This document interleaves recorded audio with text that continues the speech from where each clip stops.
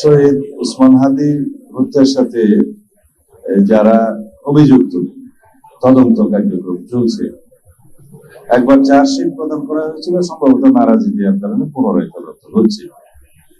ইতিমধ্যে ভারতে প্রথমে 2 জন, পরে আরেকজন আসামিকে গ্রেফতার করা হয়েছে তাদের দেশের নিজস্ব পুলিশ ফোর্স, এবং সেখানে আমরা আমাদের দূতাবাসকে, আমাদের যে পররাষ্ট্র মন্ত্রণালয়ের মাধ্যমে ডিপ্লোম্যাটিক চ্যানেলে আমরা অনুরোধপত্র পাঠিয়েছি যাতে বাংলাদেশে তাদের প্রত্যাবর্তন করা হয়।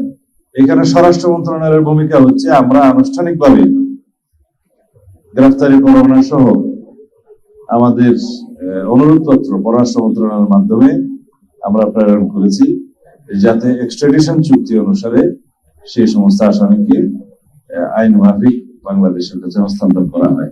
আমরা এখন বেশ কিছু পৃথিবীর উন্নত রাষ্ট্রের সাথে কথা বলছি বাংলাদেশের পুলিশ সংস্কারের জন্য। আমরা যে সমস্ত পদক্ষেপ নিতে চাই, আরো বেশি মান উন্নয়নের জন্য, বিভিন্ন ক্ষেত্রে ক্যাপাসিটি বিল্ডিং এর জন্য, যাতে আমরা পুলিশ বাহিনীকে আরো সমৃদ্ধ করতে পারি, সেই জন্য আমরা সহায়তা চাচ্ছি। সেটাকে অনেক সময় বলা হয় যে অ্যাডভাইজারি সাপোর্ট আছে, টেকনিক্যাল সাপোর্ট আছে, ট্রেনিং আছে, ক্যাপাসিটি বিল্ডিং আছে। এই সমস্ত ক্ষেত্রে আমরা যেখানেই উন্নত রাষ্ট্রগুলোর কাছ থেকে সহায়তা পাবো, তাদের কাছ থেকে সে সহায়তা চাচ্ছি।